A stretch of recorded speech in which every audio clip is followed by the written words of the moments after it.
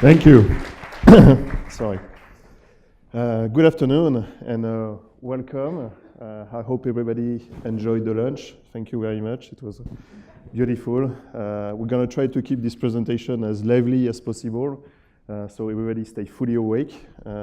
If not, I'll ask Jens next year to make sure that Krealinks is the gold sponsor of the coffee stand, so that will be a good contribution. So I'm Chris. I'm the Executive Vice President for Krealinks here in the US. I'm delighted to be joined today for this presentation by Go and Olivier Parnet. And together we're going to discuss about online communities. So most of you are already familiar with the concept of online communities, how we can use them to engage with participants, to conduct mixed methodology research, qualitative and quantitative, to co-create with the people, to innovate, to iterate, to help the brands redefine their mixed marketing. At Krealinks, we help a lot of clients conduct communities projects all across the globe. Thanks to our teams in New York, London, San Francisco, Hong Kong, and Paris, of course, where the company originates from. We help brands also thanks to our SaaS solution, which enable you to create any type of communities, from a pop-up communities for your ad hoc research, which will last for a short period of time, to portals and labs, which will enable you to get the most of your panels, with thousands of people, with whom you can engage discussion on a permanent basis, perform some qualitative research within the community, thanks to all the tools and co-creation tools that we can make available, and also to conduct quantitative research because you have a lot of people within your communities. By the way, us Krealinks, we can assist you in all the cycle of your community life, from the definition of your needs and the definition of the community project, thanks to our consulting team. We provide obviously the SaaS platform, in either do-it-yourself mode or in conjunction with the range of services that we can make available to you through our network of preferred partners. So I was saying that communities are often used by clients to help them in their research, qualitative or quantitative, to innovate faster, and in doing so, to have impact on their bottom lines. But there's other use also and facets to communities that are less known, but for which all the criteria, all the things you can do with community are quite useful also, is more geared toward the public realm. I'm not going to describe today's environment. You've seen the result of the US election. You know how it is in Europe also, with the Brexit, and now how it is in the build-up of the French election. There's tensions and things, uncertainty about things. So the communities are actually a great tool to explore new way to engage with citizens at different levels. The two cases that we're going to present you today are doing exactly that. The first one that Gaël is going to introduce is around a community around the French presidential election. In the build-up of the French election,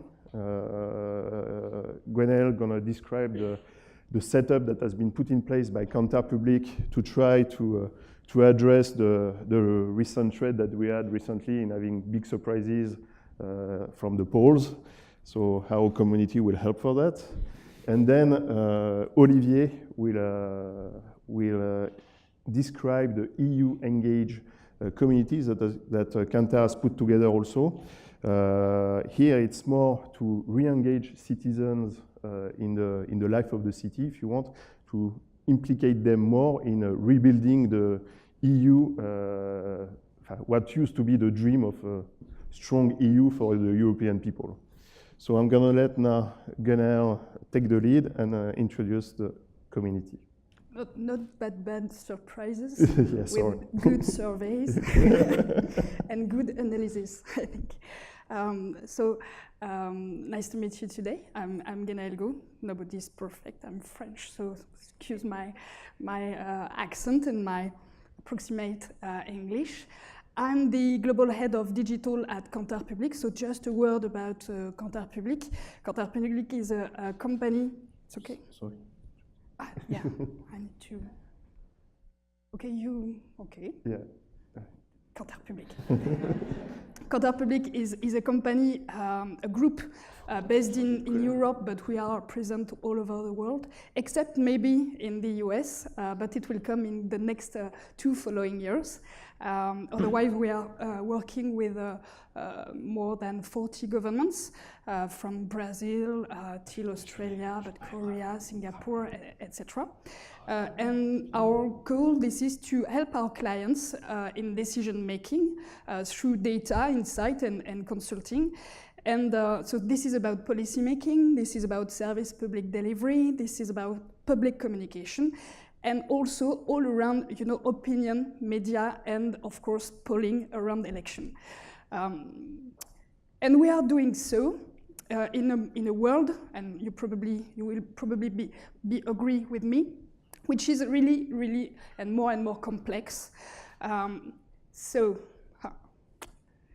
Nice color, but okay.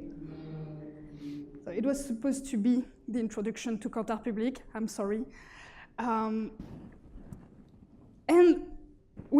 once again, we are trying to do so in a world which is more and more complex, and because of the digital first, because from less than 10 years now, digital has brought multiple changes, economical changes, societal changes, technological changes. It has impacted everything, every relationship, interaction, and transaction, and also our own work, of course. So we were used at Kantar to ask people questions through survey. This is still relevant, of course. We were used to observe people to better understand them, and this is still relevant as well. But we have now new opportunities to do and to better understand. This is by using, because now they are expressing themselves more and more on social platforms. So this is also something we are doing now. So this is a huge word of mass. More than 2.7 people are active on social platforms. So this is a great material for us to dip into what they are thinking and what they are exchanging. And also the traces that they let everywhere, which are really useful to better understand their behavior, what they are doing. And on the top, or under that, we have e-communities, which gives us the possibility to connect them, to create links between them. And this is super great because this is not in laboratory like the qual before. We stay in their real life. We create really a relationship between themselves. And by using also the mean they are preferring in their life, so the devices they are using every day. So this is interesting because we can also, there are many possibilities. We can make them work together. We can make them think together. And for us, this is really interesting. So those are the possibilities and the opportunities with digital, but there are also lots of issues and challenges. And this is also interesting for our clients to use e-community because the digital transformation, the digital revolution is also a kind of a revolution of the power, the way the power is distributed, because the citizen, thanks to this information revolution, is more and more powerful.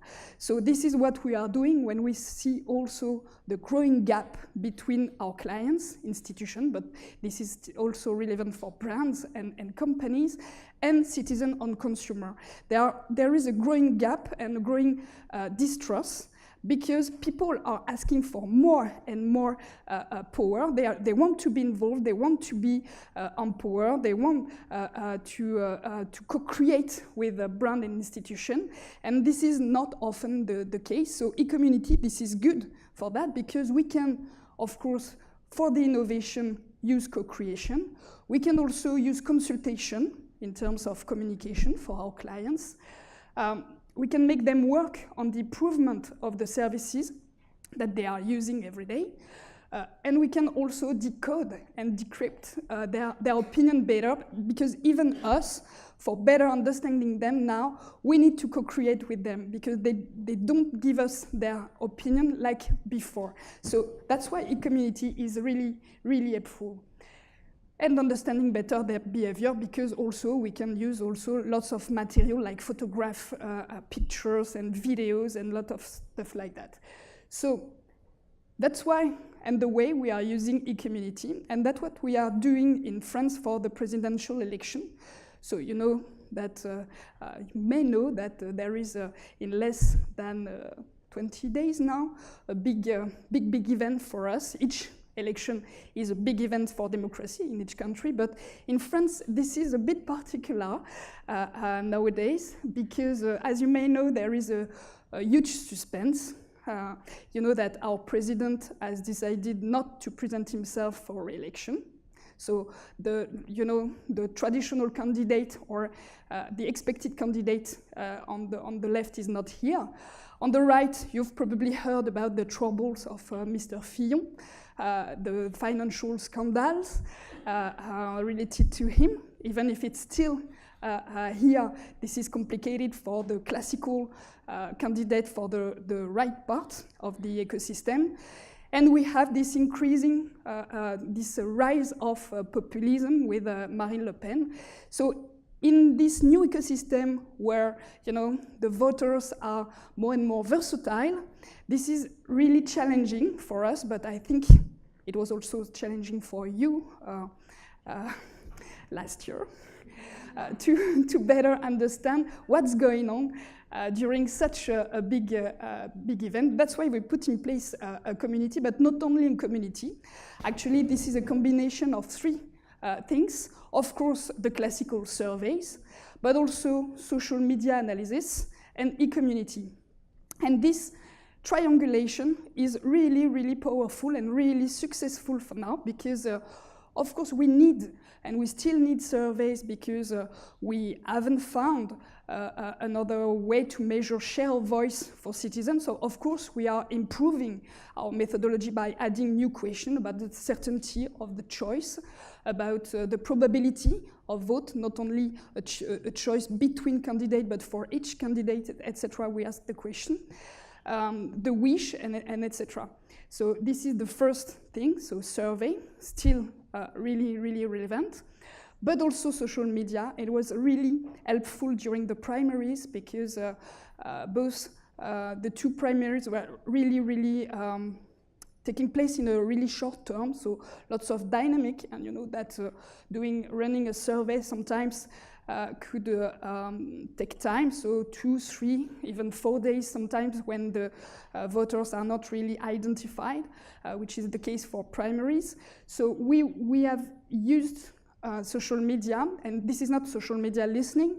This is we focused on specifically on the interaction between candidates and people, so through their account on Twitter, through Facebook and their page, and also through what people are searching for on Google when it comes to the candidates. So this is engagement indicator, if you prefer, and it was really helpful because it was able to grab the dynamics and the strengths of the dynamics during the election better than surveys. So it was helpful. And then the e-communities, and the e-communities, I will go a bit deeper because this is our subject today, into the communities. So for this campaign now, I think we have more, but at the starting point, we had 150 people. It will last a bit more than 6 months because this is successful, and we want to cover also the legislative elections in June. And we use this community for many, many purposes.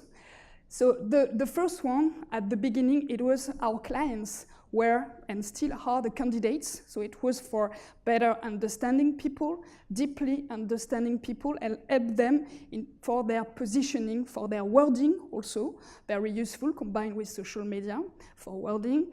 And it was also used for, and it's still used for debate, for example, or big interviews that they have to measure their strengths or weaknesses and etc. and compare to their competitors. So we are working with 3 candidates. I won't tell who, but suspense, another suspense. And this is interesting. We've also tested lots of materials, so billboards, of course, but also slogan or flyers. And once again, this is about the wording, about matching with people preoccupation and etc. And now, and this is much more the case right now, we are working in combination with more in combination with social media and surveys, because as you may know, François Fillon, the classical candidate on the right, is not well placed right now into our surveys.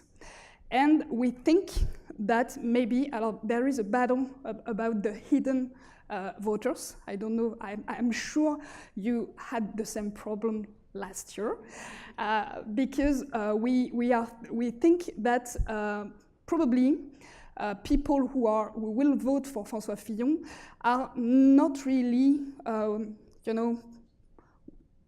present enough in our panels. So what we are doing, this is also to go deeper into social media, to go deeper into Qual, into our community, to see if, of course, we can measure, for example, that the certainty of choice is really strong for François Fillon.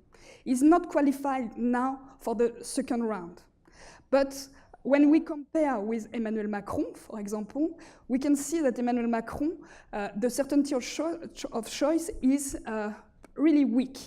So we explore the way to better sample or to better adjust our surveys thanks to those insights, and also to assess the motivation of Fillon voters and understand if they could go till the end and if they could be more than we can measure now.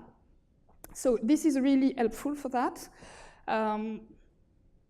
Another stuff that we are doing that I particularly like, we are working, in that case, this is the media that are our clients. In that case, this is the first radio channel, RTL, in France. And each week, they invite a candidate, and each week we make our community work on questions they could address to the candidates. So this is much more an interaction, and you know that sometimes when you put journalists and candidates, sometimes this is in a sort of bubble. In that case, that put the real people in front of candidates with a real question and concrete question, and people instead of figures or instead of numbers, and this is more lively and this is more interactive, and this has a great success. And last but not least, we are also using, as I told you before, we are using this community to improve our surveys, but also to improve the structuration of our research on social media. Because by exploring issues, by exploring wordings, once again, and preoccupation, and etc., of course, and you know that perfectly well, when you are running a survey or when you are structuring social media material, of course, there is a frame, and you are the frame. So in that case, you could open up a bit more the frame in order to ask question you cannot imagine to ask before. So this is really great for this, and for example, this study about the ideal president was really interesting, and without the e-community, it would have been poorer than it is now, thanks to the community.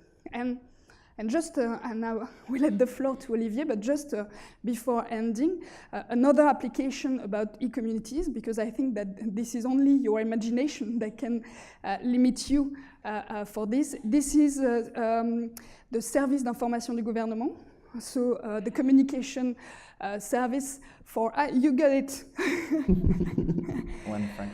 The communication service for the Prime Minister, to the government, which is a neutral service and which wants at the last minute to try to engage more and more people and try to, this is the issue of the turnout. Once again, we have many issues. This is the hidden voters, of voters that we cannot capture, but this is also the participation, the turnout, and the mobilization. So they want us to work on this to help them engage at the last minute the most possible people, as possible. So I'll let the floor to Olivier, and thank you. Thank you. Thank you very much. Hello. So my name is Olivier. I'm from the Brussels office from Kantar Public, and I focus specifically on EU-related matters. So that's why we're based in Brussels. We work with the European Parliament, European Commission, and so on. Before I share with you our recent experience with online communities, why we used online communities and how we did it to re-enchant and re-engage people into the EU idea. I want to maybe spend a couple of minutes explaining a bit the situation and the context. As you probably know, the EU is in the middle of this very important whirlwind, kind of a political crisis. And it's, for us social researchers, is very exciting. On the everyday life, it's not that exciting, but for us, we take it as an opportunity to measure something which is incredible. This started about 10 years ago with a strong economic crisis that was felt in most EU countries, especially in countries in the south of Europe, such as Greece, here, or in Spain, Italy, Portugal, where we had very strong economic difficulties. And people starting, because there was so much pressure from the governments, but also from the EU level governance, to strengthen the budget, to limit the budget and to limit the deficit. People started going out in the street and demonstrating against this, what we call the Troika, which is the International Monetary Fund, the European Commission, and the European Central Bank that was putting so much pressure. So we started to see this big gap between a growing proportion of people in the different countries and this kind of super governance of the EU. This economic crisis was only one of the elements. So you see the economic failure, but this is only one of the elements that is driving this major crisis that we're going through. And by the way, this is not supposed to be depressing. It gets better after, so bear with me.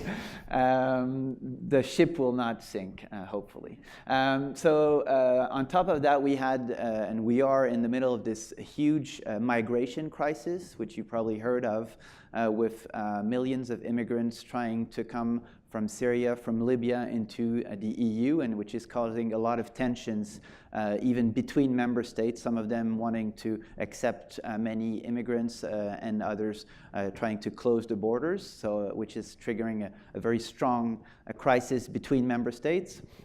We also have regulations or over-regulations, so people think that the EU should stop regulating on stuff like the size of cucumbers or bananas and focus on more important stuff. We have bureaucrats, so there's a vision that the EU is getting very far away from the original idea, and it's becoming more a structure, a burden, and people want to get away from that. So there's a big crisis, a big confidence crisis, and a gap between citizens, well, at least in a growing proportion of citizens, and the EU. So there are a lot of questions whether this phenomena is going to grow. As you all know, the UK decided last June that they are going to exit the EU, and the Prime Minister actually started the process officially last week. So this is real. We're going to start. We're going to decrease from 28 to 27 members. So this is really kind of a revolution, and some countries are in the process, or actually there are some people who say that maybe the Netherlands will be next, France might be next, and so on. So there's a big question. But the positive side, I told you it was going to be positive, is that we can see in parallel to that, we can see that there is actually a growing movement towards the idea, the concept of the European Union. So we're not talking about the bureaucracy, the structure, the regulation, but the idea that behind all the nations, behind all the countries, there is something greater than that that brings us together. So we saw a lot of demonstrations during the Brexit referendum, the Brexit campaign, and so on, of people supporting the idea of the EU. So there is this big gap, this lack of confidence between the institutions and the citizens, and this is really the context in which we did our project. So that was a long introduction, but I think it was important to understand why we did this project. The project is a 3-year project that we're doing. We're part of a consortium of 12 universities throughout the EU. And we are working on this project called EU Engage, and the objective is to, as I said, re-engage citizens and understand why this gap, where this gap comes from, and try, of course, to find solutions. In just a few words, what are we doing? We're trying to understand those frictions, those tensions between what I was mentioning at national level in the street, people demonstrating against this what the EU is becoming on the one hand, and this super governance of the EU, which seems to, for certain people, to be kind of crushing national powers a bit too much. And more generally, we want to understand also the relations between the public opinion and politicians. So that's a very wide topic, and we'll get to the details in a moment. How do we want to do that? We put together a research design in different phases. And one of the central phases, the central pillars, is building online communities.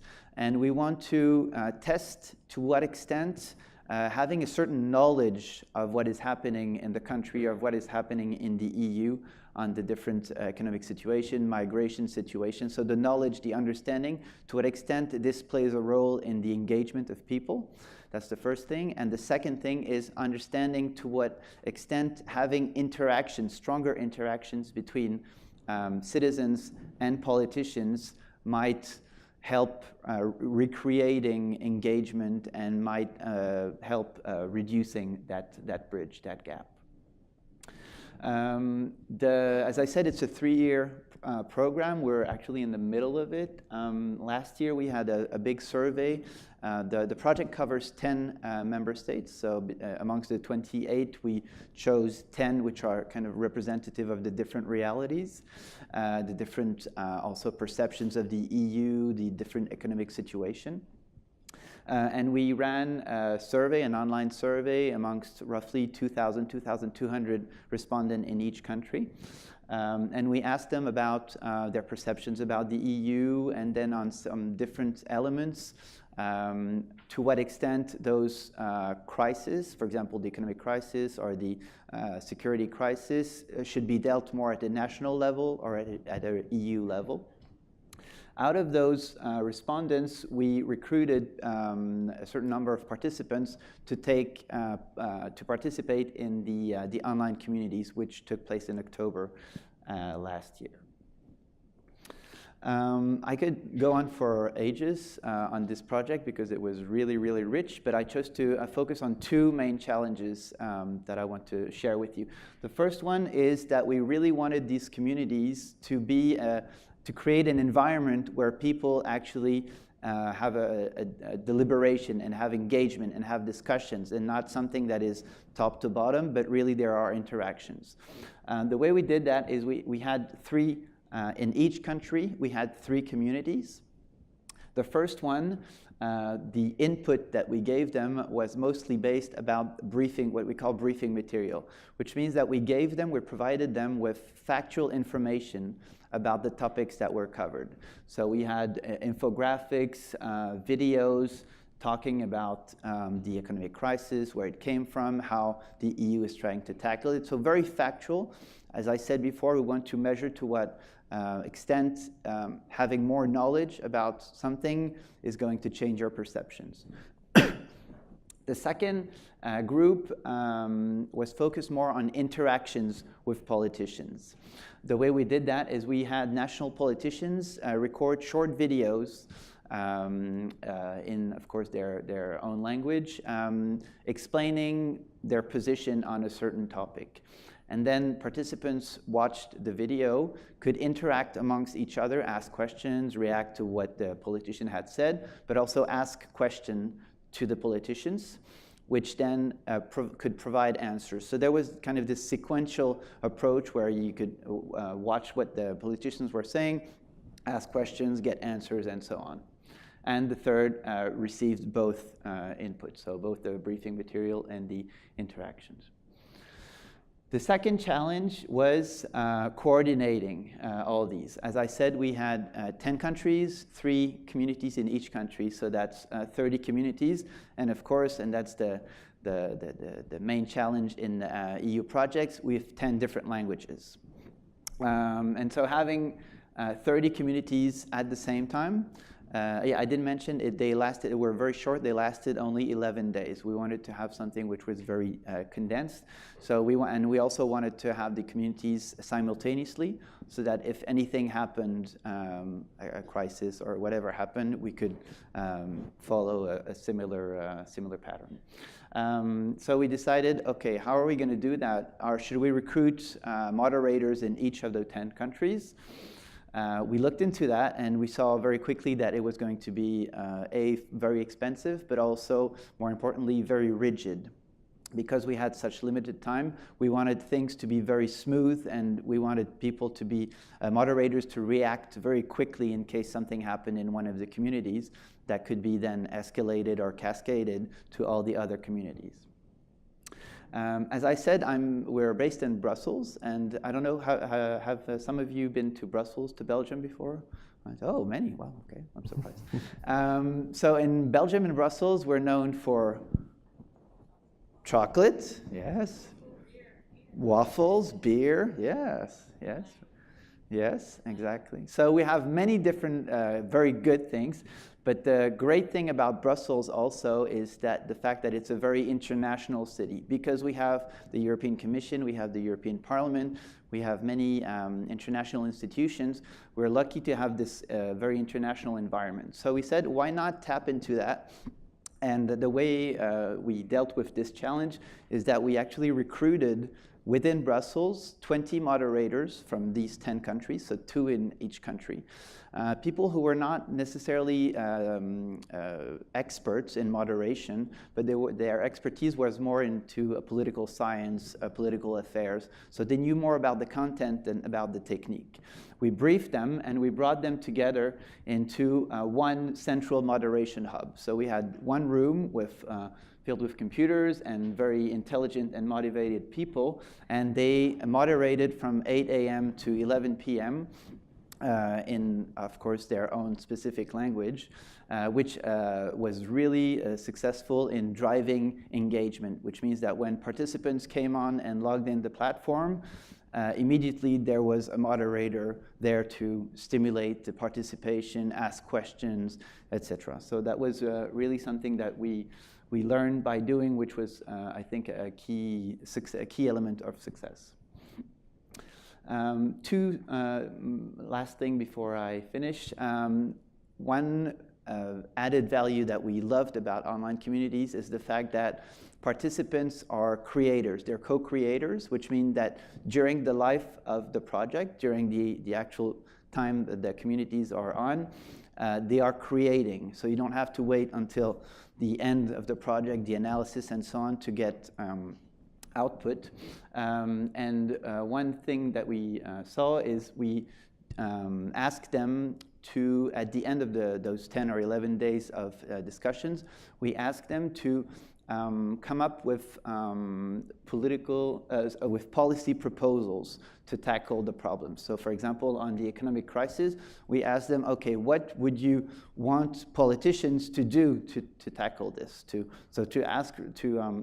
come up with actual solutions, proposals for that. And they created a lot of elements. So they came up with a lot of practical and pragmatic solutions. And these solutions, so there were maybe 15 or 20 in each community, we put them together, and then we tested those in a more quantitative online research. And then we came up with a list of, let's say, top 5 or top 10 policy recommendations, which were then fed back to the politicians as saying, a bit like what was done in France, this is what citizens are asking you, politicians, to take into account. One last thing and I'm done.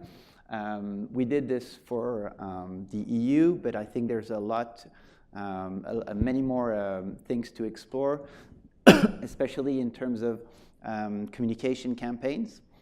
I think you can really use your supporters. So, for example, people who are in favor of the EU, use them as supporters to help co-create, help improve your communication campaign, your visuals, your material. But on the other hand, sorry, you can use your skeptical. So people who hate the EU, you can use them as sounding boards and try to help them diffuse the problems. Sorry, I'm gonna die here. Diffuse ideas and identify the weaknesses of your campaign before they come in. And I'm done, which is good, because I'm not gonna die in front of you. So one of the key criticisms of the Clinton campaign was their market research, right? That was what people said after the fact, that they didn't do their market research right. So you mentioned something like that you're starting to see a trend in your research. Hindsight's always 20/20. How do you know when to dig deeper? Like, how do you know when you are in a hole or there might be something missing? For example,